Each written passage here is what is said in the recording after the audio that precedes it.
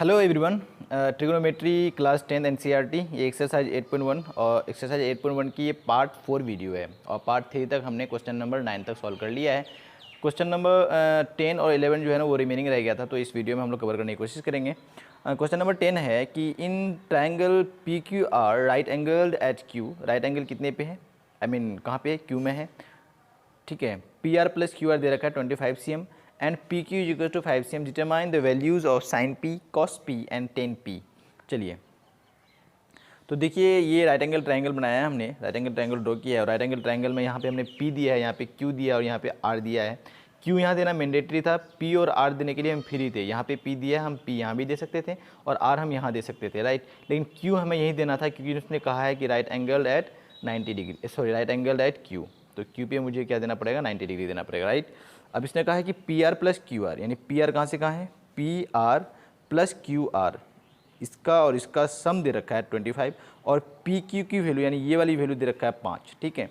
तो देखिए इसका और इसका सम है मेरे पास, ये और ये इंडिविजुअल वैल्यू है नहीं, यानी एच और पी और बी जो भी होगा ये मेरे पास वो इंडिविजुअल वैल्यू है नहीं, तो हम पहले इंडिविजुअल वैल्यू निकालने की कोशिश करेंगे। कैसे निकालेंगे, P R plus Q are बराबर 25, तो यहाँ से हम अगर क्यू आर लिखे हैं, इस इक्वेशन में अगर क्यू आर लिखे हैं तो क्यू आर बराबर क्या होगा, 25 माइनस पी आर, होगा कि नहीं होगा। तो यहाँ से आ जाएगा हमारे पास Q R equals to 25 minus X. X क्यों लिया, क्योंकि हमने इसको सॉरी पी आर को क्या मान लिया, एक्स मान लिया। अब जब पी आर एक्स मान लिया तो यहाँ पे हमें लिखना था क्यू आर बराबर 25 माइनस पी आर, और पी आर की जगह हमने क्या रख दिया, एक्स रख दिया, राइट। तो क्यू आर की वैल्यू आ गई। अब हम लोग पाइथागोरस थ्योरम अप्लाई करेंगे, तो पाइथागोरस थ्योरम क्या हो जाएगा, पी आर स्क्वायर बराबर क्या होगा, Q R square plus P Q square, यानी बड़ी साइड का स्क्वायर इज इक्वल टू छोटी साइड का स्क्वायर प्लस मतलब दोनों छोटी साइड का स्क्वायर, ठीक है। दोनों को जोड़ देंगे इस तरह से, उस तरह हमने किया और पी आर और क्यू आर और पी क्यू की वैल्यू हमने पुट करी। पी आर की वैल्यू है एक्स, पी क्यू की वैल्यू है 5 और क्यू आर की वैल्यू है 25 माइनस एक्स, ये हमने पुट किया। यहाँ पे ए माइनस बी का होल स्क्वायर फॉर्मूला लगाया जो होता है A square, A minus B का होल स्क्वायर फॉर्मूला पता है ना आपको, ए माइनस बी का होल स्क्वायर बराबर होता है A square plus B square minus 2ab, ठीक है। तो ये वाला फॉर्मूला हमने लगाया ए माइनस बी पे होल स्क्वायर, तो ये आ गया 625, क्योंकि 25 का स्क्वायर होता है 625 plus x square minus 2ab, और ए की जगह क्या रख दिया 25, तो 2 times of 25 is equal to 50 और एक्स है बी के पोजीशन पे तो 50x आ गया और यहाँ पे 25 है और इधर एक्स स्क्वायर चल ही रहा है। इस एक्स स्क्वायर ने इस एक्स स्क्वायर को क्या कर दिया, मार दिया, ठीक है। तो बच गया यहाँ से कितना, ये 650 हो जाएगा, दोनों को ऐड करेंगे तो, और इधर माइनस 50x, जब माइनस 50x को इधर लाएंगे तो प्लस 50x हो जाएगा, तो 50x इज इक्वल टू 650। जब हम इसको काटेंगे 0 0 खत्म, 5 13 टाइम आ जाएगा ये, तो x इज इक्वल टू कितना आ गया 13। तो x किसको माना था हमने, इसको, यानी ये वाली वैल्यू हमारे पास कितनी आ गई, 13 आ गई। और क्यू आर क्या है, क्यू आर है 25 माइनस एक्स, तो क्यू आर कैसे निकालेंगे, 25 माइनस एक्स और x की वैल्यू 13 है तो 25 माइनस 13, 25 माइनस 13 करेंगे, सॉरी 25 माइनस 13 करेंगे तो 25 माइनस 13 में क्या आ जाएगा, 12 आ जाएगा। तो हमारे पास सारी वैल्यू आ गई है। अब इस ट्रायंगल को एक बार हम देख लेंगे वापस से ड्रॉ करके। देखिए पी आर क्यू आर और पी क्यू की वैल्यू है, पी आर 13, क्यू आर 12 और 5 तो ये दे रखा था, तो ये और ये वैल्यू निकाल लिया और 13 प्लस 12 ये 25 आना चाहिए और आता भी है, ठीक है।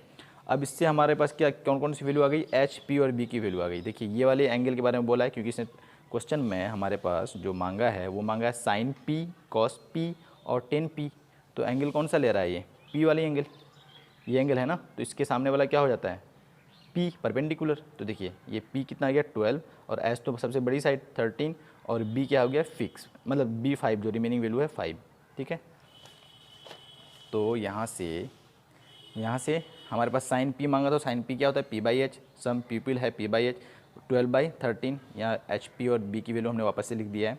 Cos P is equals to B by H, curly brown hair हमने याद किया था 5/13 और tightly pull back tan theta is equals to P by B, तो 10 पी पूछा है और एंगल पी के लिए हमने एच पी और बी की वैल्यू लिख लिया है यहाँ पे, तो कितना हो गया 12/5, ठीक है। अगला सवाल है क्वेश्चन नंबर 11 है।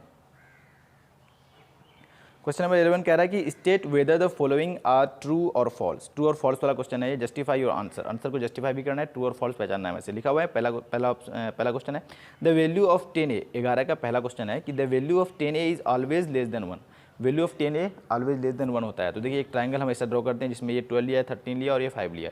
ये ट्रायंगल ऐसा होगा क्योंकि 12 का स्क्वायर प्लस 5 का स्क्वायर करेंगे, 12 का स्क्वायर 144, 5 का स्क्वायर 25, तो 169 आ जाएगा, रूट के अंदर बाहर करेंगे 13 आ जाएगा। तो ये ट्रायंगल बनता है इस तरह।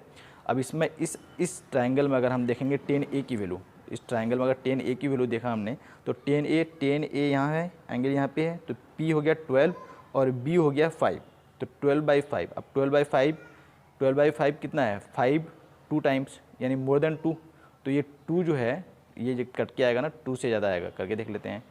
12 डिवाइडेड बाई 5, 5 2 जा 10, यहाँ बच जाएगा 2, 2.4।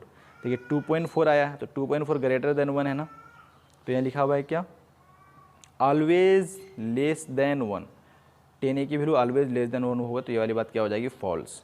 ठीक है, क्यों होगी यहाँ पे हमने एक्सप्लेन किया है, राइट। अगला दिया हुआ है कि sec A is equals to 12/5 for some value of angle A। ये ट्रू है।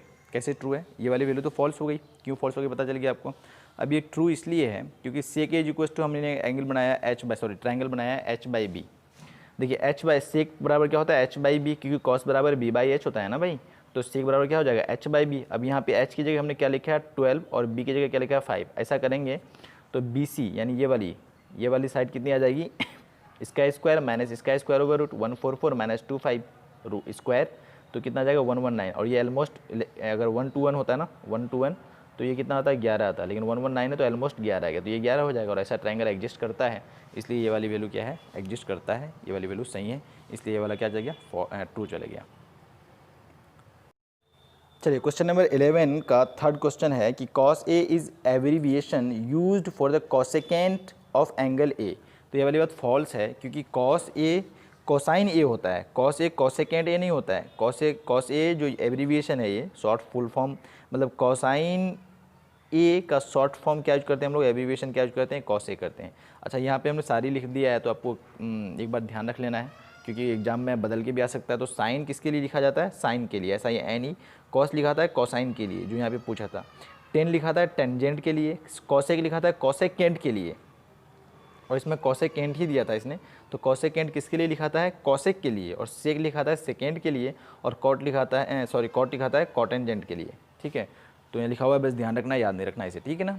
एक बार ध्यान कर लें इसको, ये ऑटोमेटिक याद हो जाएगा आपको। अगला है cot A is a product of cot and A। तो ये वाली बात फॉल्स है, सही नहीं है। यानी अगर हम लिखते हैं साइन थीटा, क्या लिखते हैं, साइन थीटा, तो साइन थीटा में साइन गुना थीटा, ये वाली बात सही नहीं है। ये साइन है और जिसका एंगल में दिया हुआ थीटा, कोई एंगल होगा, ये दो रेज है, दो रेज के बीच थीटा होगा, तो उसका ये एंगल है, तो ऐसे लिखते हैं जैसे कॉस थीटा लिखते हैं हम लोग। तो थीटा कॉस और थीटा के बीच गुना नहीं होता है, तो उसी तरह कॉट और ए के बीच मल्टीप्लिकेशन नहीं है, बल्कि ये कॉट का एंगल है। ठीक है, तो ये वाली बात भी क्या है, फॉल्स।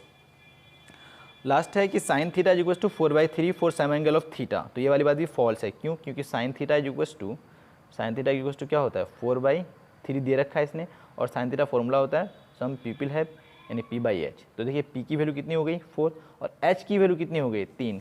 तो कोई सा ट्रायंगल बनाएंगे जिसमें ये कह रहा है कि चलो थीटा अगर यहाँ मान गया, थीटा यहाँ मान गया, तो 4 यहाँ लिखना पड़ेगा, क्योंकि sine theta is equal to P ना, तो P की वैल्यू 4 लिखना पड़ेगा, और H की वैल्यू कितना कह रहा है, ये 3।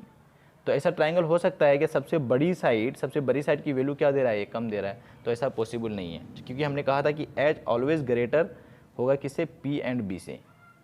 ठीक है, P और B आपस में कोई सा भी बड़ा छोटा हो सकता है, P और B आपस में बड़ी छोटी हो सकती है वैल्यू, लेकिन H always greater than P and B। तो ये वाली बात क्या हो जाएगी, false. Okay guys, thank you so much. तो ये हमारा 8.1 जो इस तरह एक्सरसाइज खत्म हो गया है। अब हम लोग स्टार्ट करेंगे 8.2, और 8.2 की भी देखना पड़ेगा कितनी वीडियो आती है उसकी। ठीक है, तो आप 8.1 एक बार वापस से सॉल्व करें, अगर आपने पार्ट 1, पार्ट 2, पार्ट 3 नहीं देखा है तो एक बार दे सकते हैं, आपको डिस्क्रिप्शन बॉक्स में जो है लिंक मिल जाएगा। और वीडियो अगर पसंद आई तो एक बार लाइक कर दें, सब्सक्राइब कर दें चैनल को, और अगर आपको लगता है कि कोई नीडी स्टूडेंट है तो आप उसे शेयर भी कर सकते हैं। Thank you guys, bye bye, see you, take care.